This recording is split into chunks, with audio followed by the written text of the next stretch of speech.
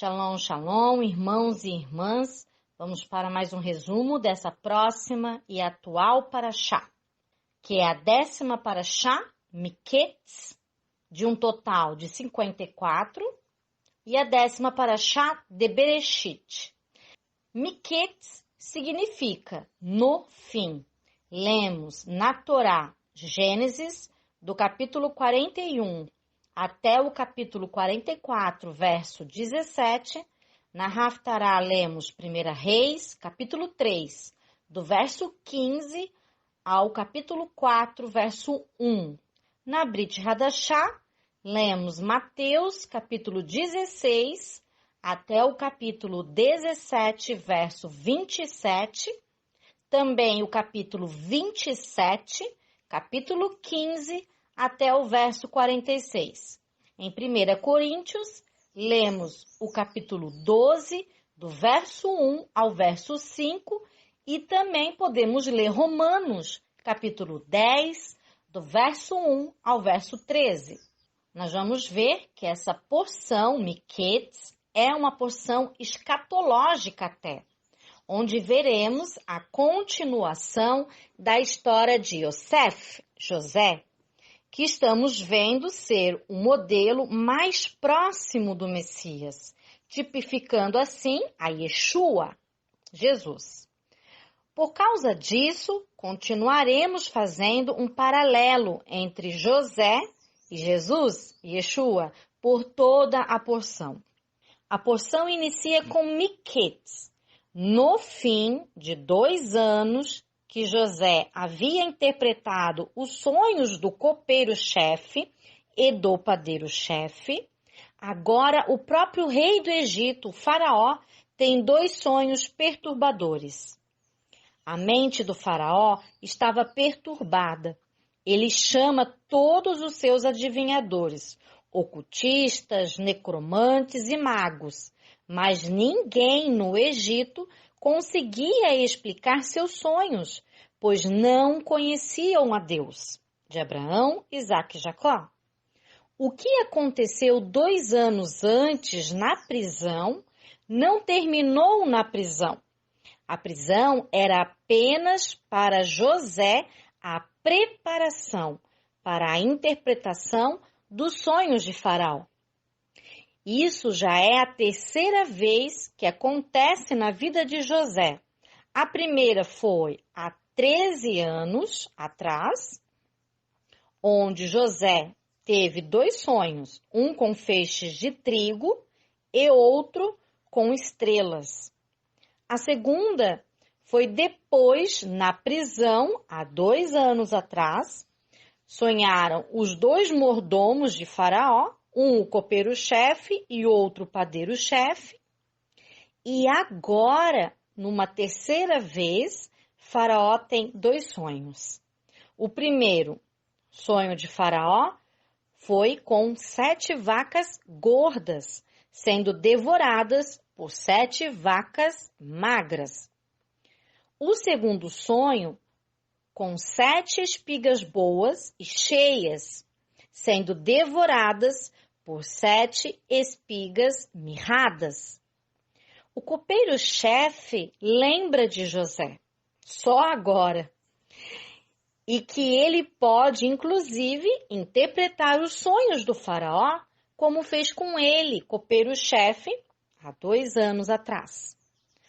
Todos os 2 sonhos são, na verdade, um só, e aparecem em 2 sonhos, porque Deus tem pressa nos eventos que se seguirão, através de revelação. José é retirado, então, da prisão e levado à presença de Faraó e interpreta os sonhos proféticos do Faraó, dizendo que haveriam 7 anos de fartura no Egito. Porém, seguiriam 7 anos de fome em todo o Egito e no mundo. E após a interpretação, José dá a solução. O que deveria ser feito para resolver esse grave problema? Deus deu a esse governante pagão esses sonhos, para que José fosse libertado da prisão, é aumentado para uma posição de destaque no Egito, que prepararia um refúgio e salvação para seu pai Jacó e sua família, incluindo os membros irmãos que queriam até matá-lo e vendê-lo como escravo no passado, além de salvar toda a humanidade. Há um personagem adicional nesta história que é mencionado muito pouco, mas ele é o ator principal, o motor e o agitador, que é o Senhor, Deus de Abraão, Isaque, Jacó, Elohim, Deus. É mencionado apenas 13 vezes neste texto, e o nome próprio de Deus, que é o tetragrama, as 4 letras Yud, Rei, Vav, Rei, não é mencionado nenhuma vez. Desses lugares que Elohim é mencionado, estão na boca do próprio José. 2 vezes o faraó reconhece que José está falando e fazendo a vontade de Deus e recebendo revelação de Deus. O faraó decidiu colocar José no comando de todo o Egito. Ele fez de José o seu braço direito, apenas superado pelo próprio faraó. Assim como Yeshua foi feito o braço direito de Deus, apenas superado pelo próprio Deus. Rapidamente, Yosef, que é o nome hebraico de José, é travestido de Zafenat Paneah, nome egípcio, escondendo que ele é um hebreu. O colocam como um egípcio, fala egípcio, com peruca egípcia, assim como Yeshua, um judeu, foi travestido de Jesus romano, tirado dos hebreus e colocado como romano. Foi tirado seu talit e posto nele vestes romanas vermelhas, de fala latim, com cabelos loiros, olhos azuis.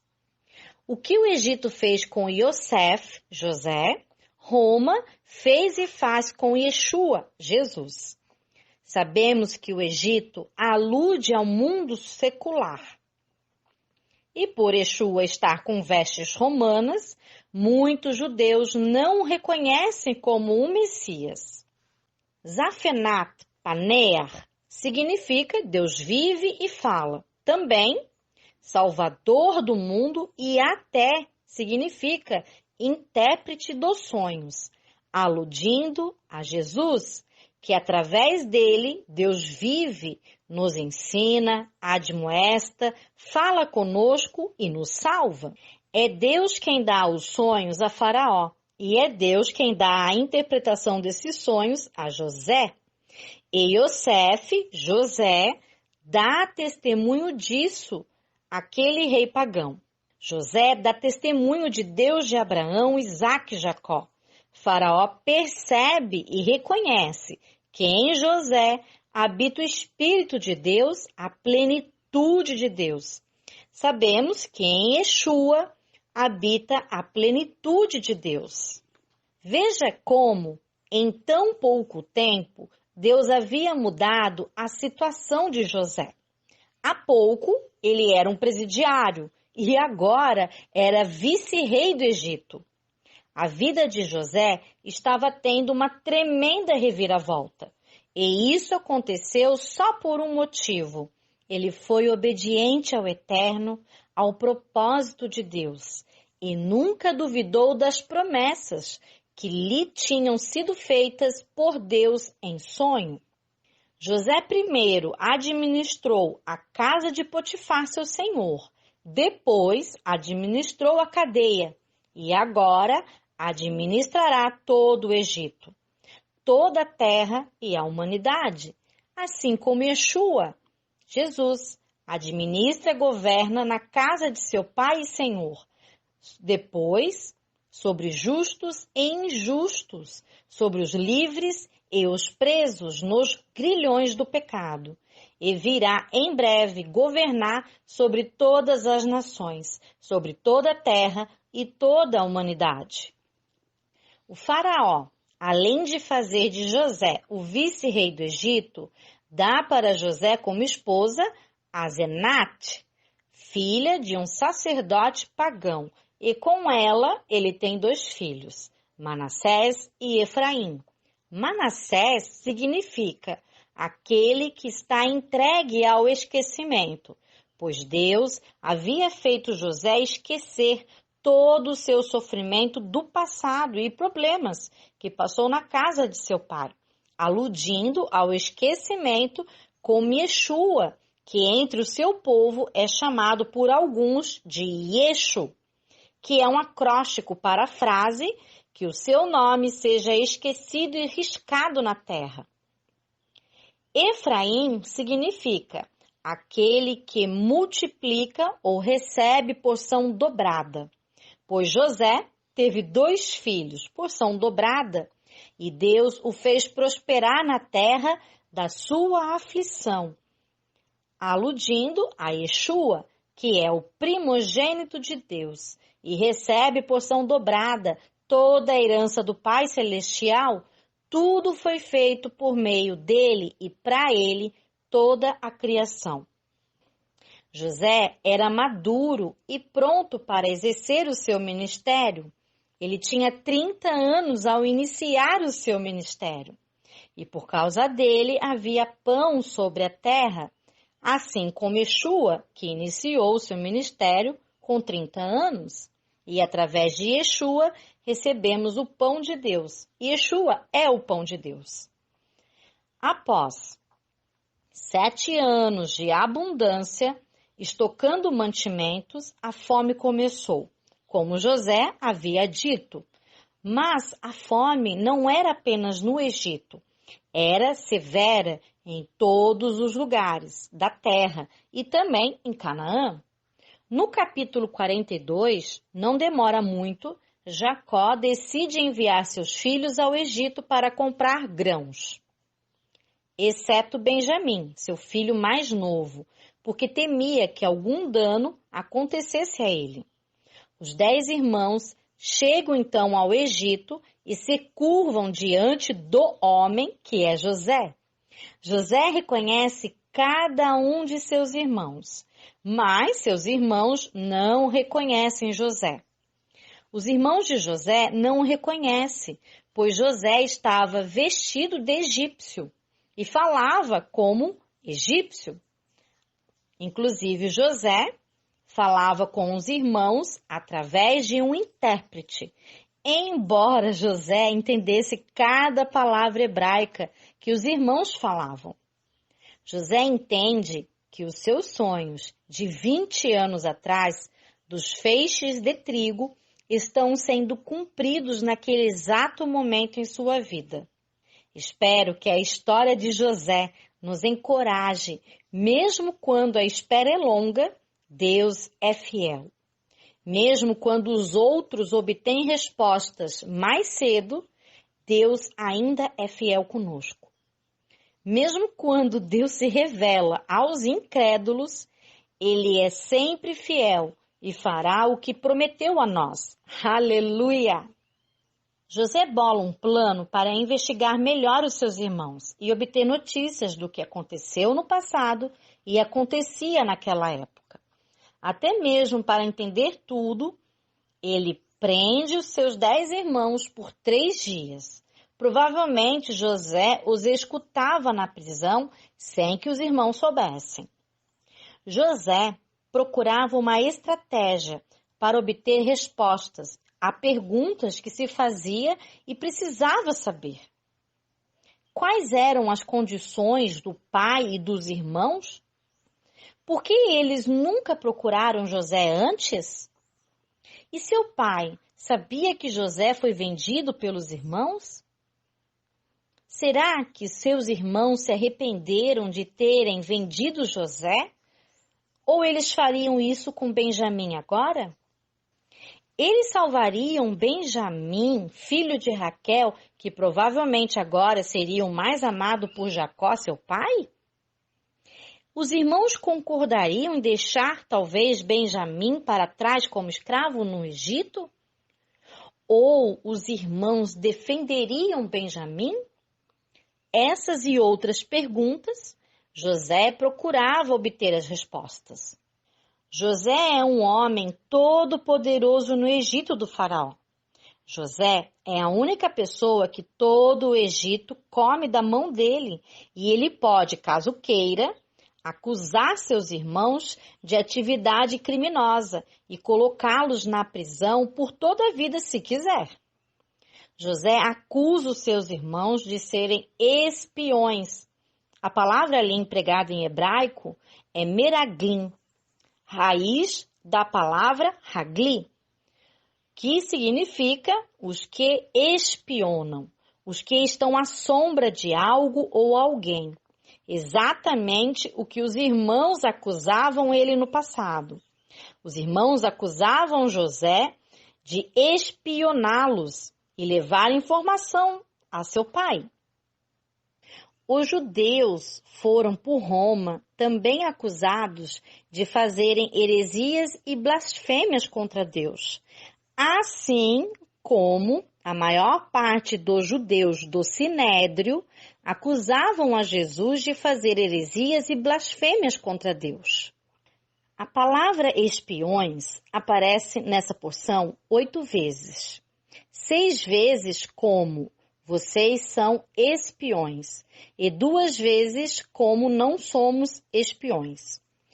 Os seus irmãos negam a acusação, contam a verdade e com tudo isso acontecendo, reconhecem que o motivo é o erro deles no passado com seu irmão José, sem perceber que José estava diante de todos eles.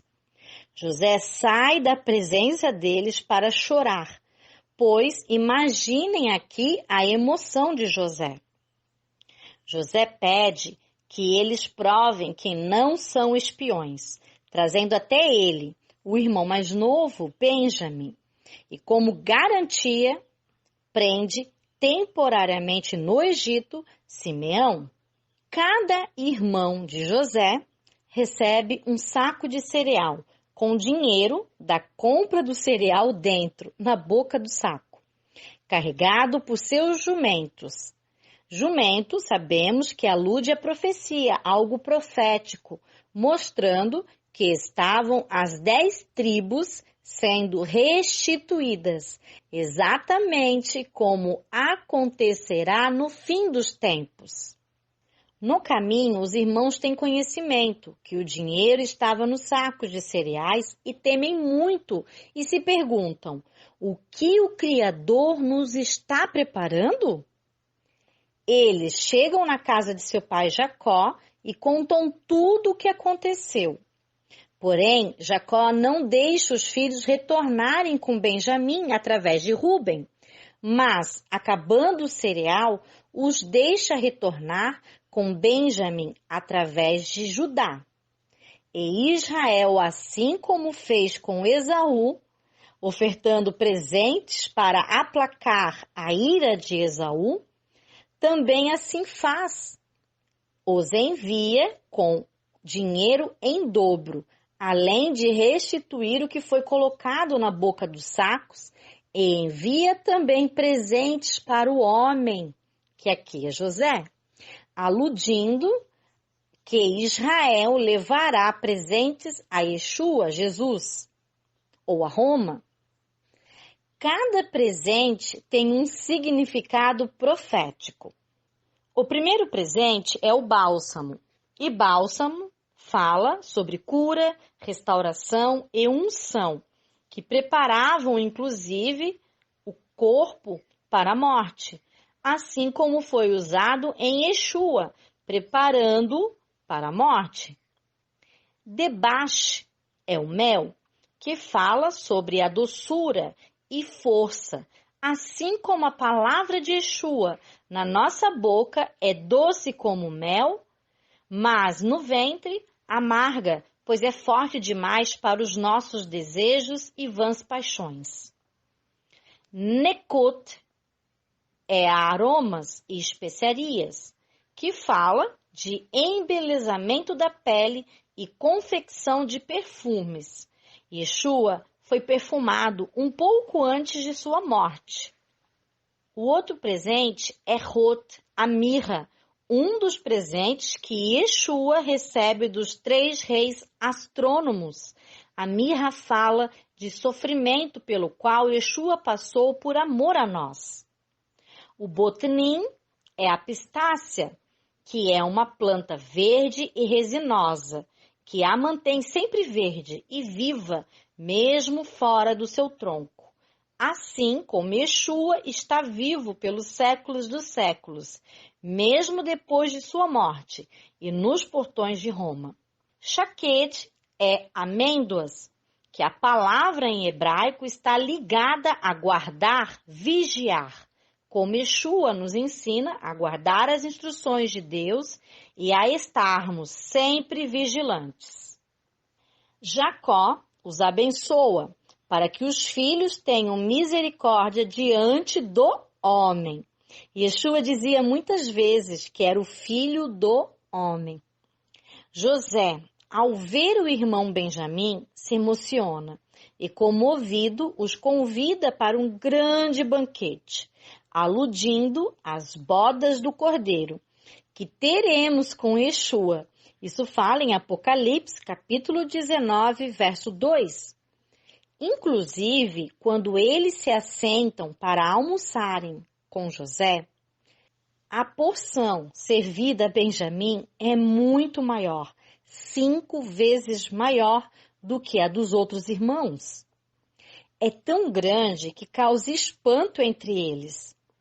Quando os irmãos de José foram convidados a assentarem-se à mesa, eles foram colocados em cada lugar segundo a sua idade. Isso deve ter sido para eles muito estranho, pois parecia que eles eram intimamente conhecidos e não conseguiam entender o que estava acontecendo. Porém, com Benjamim tudo era diferente e sua porção muito maior do que a dos outros. Eles desfrutam um banquete com os egípcios numa mesa, eles hebreus em outra mesa e José ainda separado em outra mesa, aludindo nas bordas do cordeiro, que estarão os judeus e não judeus com Yeshua. José, mais uma vez, prepara provação para os seus irmãos e esconde o dinheiro que usaram para pagar os grãos dentro do saco de grãos de cada irmão e, inclusive, coloca o cálice de prata no saco de cereal de Benjamim para incriminá-los e fazer Benjamim ficar no Egito. O cálice de prata fala de redenção, o cálice da salvação e dom profético. E Benjamim fala dos judeus, discípulos de Yeshua, os judeus messiânicos, ou seja, que Yeshua dá aos judeus, que são os seus discípulos, a redenção, o cálice da salvação e dons de profecias, além de serem chamados de seus servos. José pergunta por que eles pagam o bem com o mal. Yeshua também fala algo semelhante a alguns de sua época.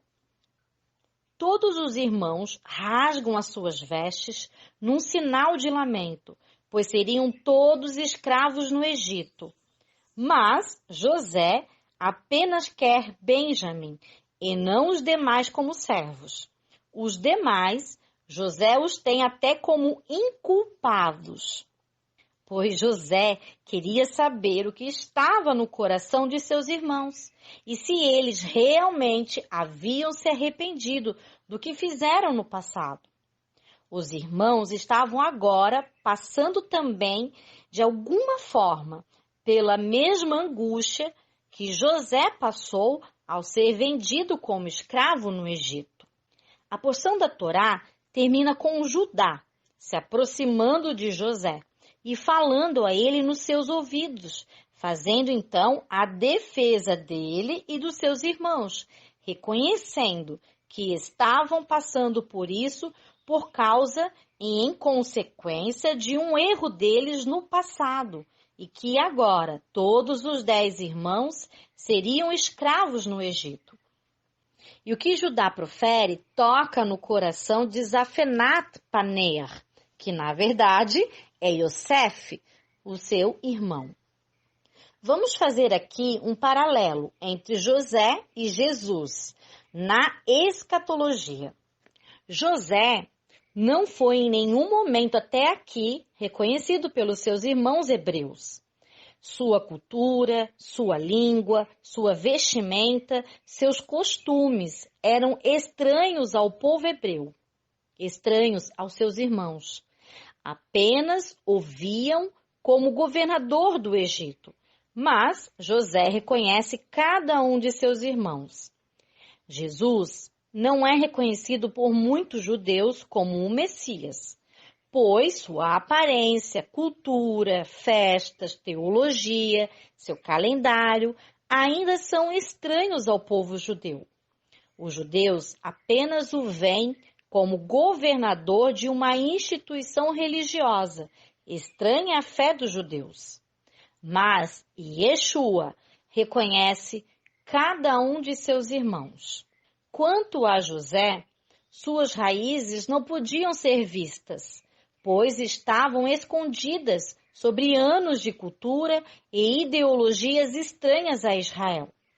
Para os hebreus, José não possuía nada que pudesse identificá-lo como sendo um hebreu. Quanto a Jesus, as raízes bíblicas e judaicas de Jesus não podem ser vistas também por Israel, pois estão ocultadas sobre séculos de culturas estranhas à Torá.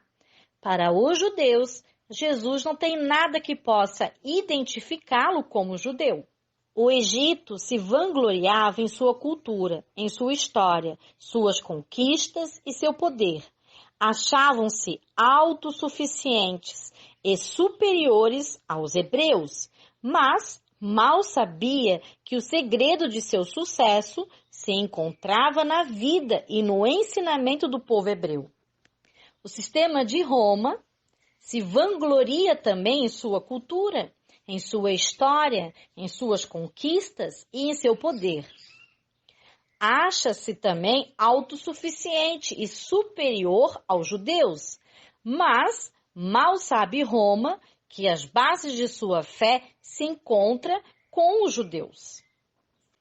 José, apesar de ser hebreu, foi enviado ao Egito para evitar que não apenas sua família perecesse, mas também para evitar que a terra do Egito perecesse durante os anos de fome. Ainda que desconhecida a identidade de Jesus, os ensinamentos de Yeshua levaram ao mundo conceitos morais e éticos da Torá, evitando que a humanidade perecesse. Mesmo que José estava fantasiado de egípcio, ele era fonte de orientação e bênção para o Egito. Porém, sua identidade ainda não havia sido revelada, e muitas coisas contrárias ao Deus Criador ainda eram realizadas na terra de Faraó. Mesmo sem conhecerem a identidade verdadeira de Yeshua, como Jesus, mesmo assim, foi bênção para a igreja.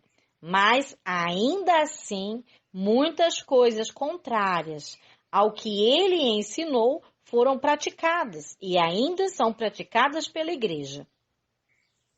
Os hebreus não gostavam dos egípcios e os egípcios não gostavam dos hebreus. Os egípcios eram considerados pelos hebreus pagãos, pois, apesar da atuação de José, a cultura egípcia e as práticas eram sobremaneira distantes dos princípios do Deus vivo. Os judeus não apreciam atualmente os cristãos. Os cristãos são considerados pagãos para os judeus, pois apesar da figura de Jesus, a igreja desenvolveu uma cultura sobremaneira estranha aos princípios bíblicos de Deus. Somente após a aproximação de Judá a José e depois de sua defesa a Benjamim, é que José se revela aos seus irmãos. A cada dia vemos Israel se aproximando do Messias.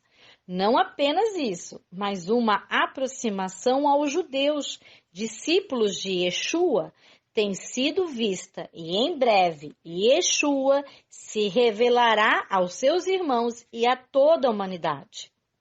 Vemos que a princípio José não foi reconhecido pelos seus irmãos, mas mais à frente, quando José tira a sua roupa egípcia e se dirige aos seus irmãos por seu nome hebraico Yosef, Ani Yosef, e não Zafenat Paner, que ele será com isso, somente com isso, reconhecido por seus irmãos. Jesus, quando retirarmos dele as suas vestes romanas e restituirmos a sua identidade judaica, Yeshua, seus ensinos e sua mensagem serão imediatamente reconhecidos como sendo judaicas. E aí o povo judeu reconhecerá Yeshua como Messias. Zafenat Paner e Yosef eram a mesma pessoa, porém o primeiro foi construído para ocultar a identidade do segundo. Não podia haver em Yosef nenhum vestígio hebreu. Jesus e o Mashiach, Yeshua, são a mesma pessoa, porém o primeiro foi construído para ocultar a identidade do segundo. Não podia haver em Jesus nenhum vestígio da sua origem judaica. Vejam a semelhança incrível entre José e Jesus, entre Yosef e Yeshua. Para concluir este estudo, nós lemos na Haftará a porção de 1 Reis. E você pode estar se perguntando, qual o paralelo da porção da Torá e da Haftará? Há todo paralelo, irmãos e irmãs. Eu falei lá no início que era uma porção escatológica. A Haftará também é uma porção escatológica. Assim como a porção da Torá, a porção da Haftará é uma porção escatológica. Nós vemos ali nessa porção da Haftará Salomão, que era casado com a filha de Faraó, e a manteve até terminar a construção de sua casa. Por que esse detalhe é importante? É importante porque Salomão não usou obreiros egípcios para construir sua casa e a casa de Deus, em Jerusalém. Salomão usou trabalhadores e engenheiros de Tiro e fez um tratado com Irão, rei de Tiro, e não com o faraó egípcio. Por essa razão, Salomão se casou com a filha de Faraó, para mostrar respeito e boas relações com o Egito. As duas leituras estão ligadas intimamente ao relacionamento entre Israel e o Egito para fazer a obra do Senhor. Da mesma maneira, Israel fará tratado com um governante no intuito de reconstruir o templo e fazer a obra de Deus. E isso só acontecerá quando Israel se relacionar com o mundo de alguma forma. Já vemos isso até se encaminhando para acontecer. Israel tem esse relacionamento para mostrar respeito e boas relações com o mundo. Mas essa porção não fala somente disso.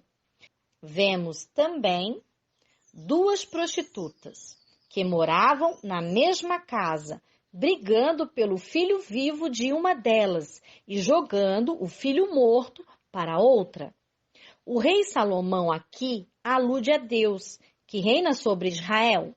O bebê alude a Yeshua, Jesus, e as duas prostitutas aludem uma a Israel, a verdadeira mãe, e a outra, Roma, que não é a verdadeira mãe, mas aquela que matou e sequestrou o menino, Yeshua, sem se importar que ele seria morto.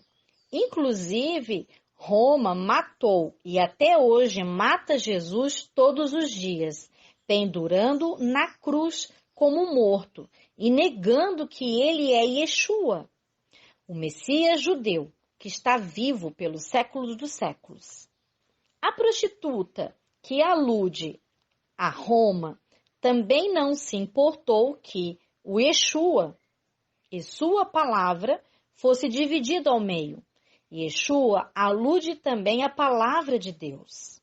A Bíblia, que Roma também divide numa metade em Antigo Testamento e noutra metade em Novo Testamento, dando a metade que chama de Antigo Testamento aos judeus e ficando somente com a metade que chama de Novo Testamento. Mas a Bíblia é uma aliança só, restaurada por Yeshua, um testamento indo de Gênesis até Apocalipse. Yeshua está do começo ao fim, mas tentam dividir, pois dividida não tem como ser cumprida e muito menos entendida. Roma tenta frustrar os planos de Deus, colocando a palavra pela metade, mas isso já não é mais possível. Com o mover da restauração da palavra, haverá a plenitude dos gentios e dos judeus em breve.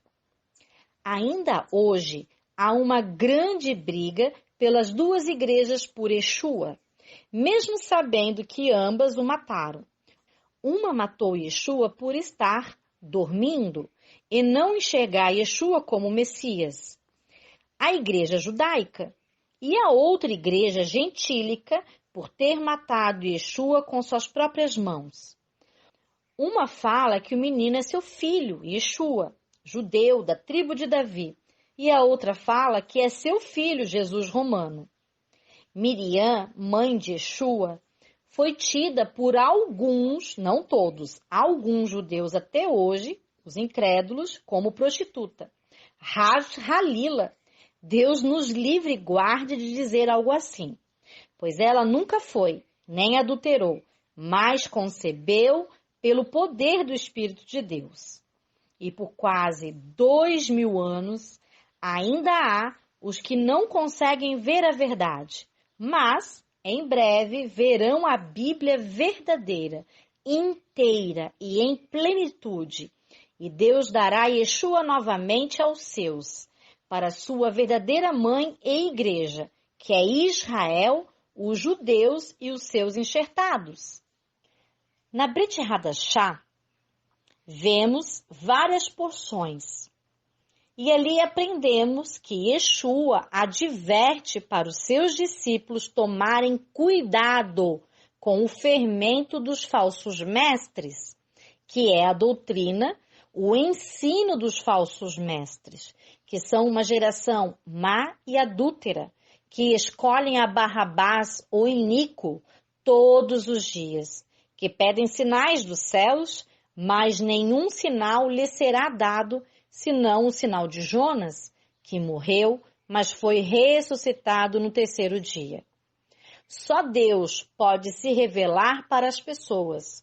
Só o Espírito de Deus tem o poder do convencimento.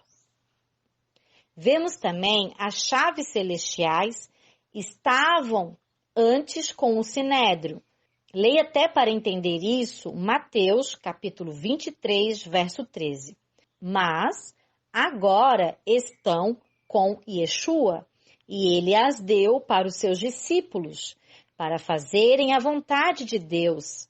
Até Yeshua, que tem as chaves, fez a vontade de Deus, morrendo através dos principais do Sinédrio, por amor a nós, e ressuscitou ao terceiro dia. O próprio Pedro foi usado por Satanás a ser pedra de tropeço, mas Yeshua não caiu nessa artimanha. E Roma é pedra de tropeço até hoje para os homens, mas os discípulos de Yeshua não tropeçam, porque já foram avisados. Vemos que, por sonho, sofreu a mulher do governante, mas o governante do mundo não se importou com o desejo de sua mulher.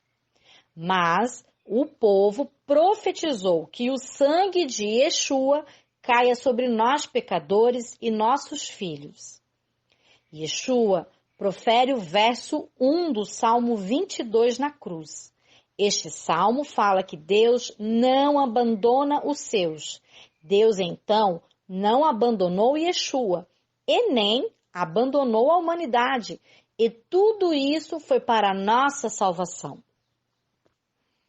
A nossa fé, sabemos que não se baseia em sabedoria humana, mas na sabedoria e conhecimento de Deus.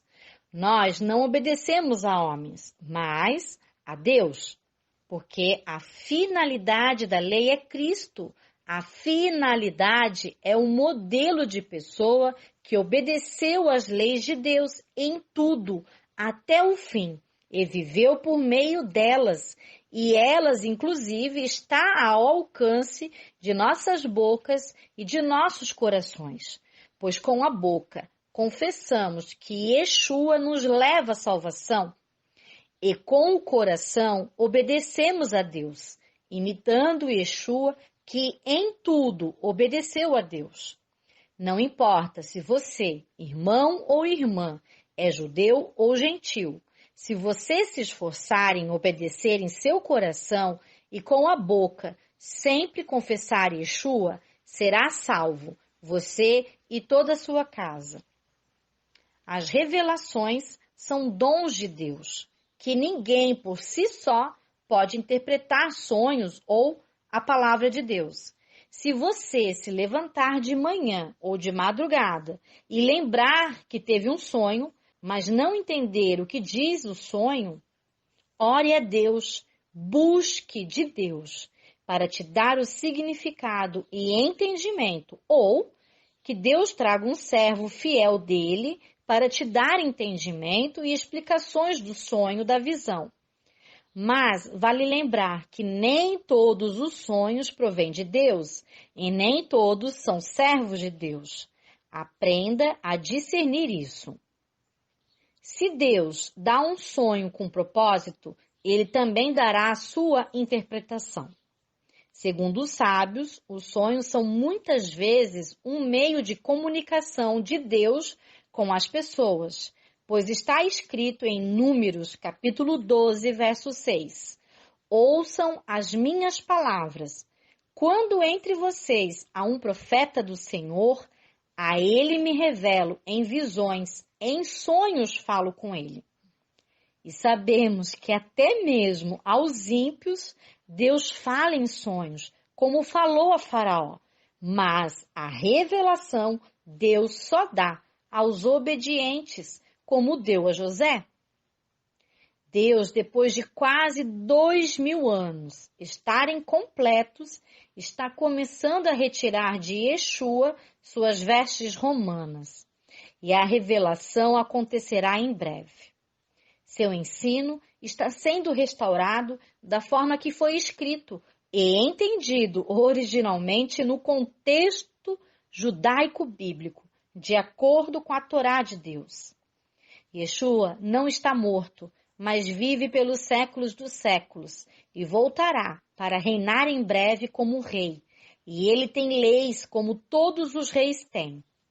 É bom e saudável estarmos obedientes, assim como José, e familiarizados com suas leis para quando ele retornar. Esta paraxá é um grande ensinamento e traz um princípio judaico-racídico que diz: receba tudo com alegria, até a correção. Saiba que o Senhor é seu pai e ele o ama, e como um pai corrige e educa os seus filhos. O Senhor é mestre da história, que sabe e planeja tudo antes mesmo que aconteça. Para nós, as coisas em nossas vidas e a história de nosso povo e nação podem parecer um desastre e um horror. Mas para o Senhor, o que acontece é apenas mais um capítulo na preparação do mundo para sua eterna redenção. Para nós, toda dificuldade é um desastre, mas para o Senhor, todas as coisas funcionam mais para o bem daqueles que amam a Deus.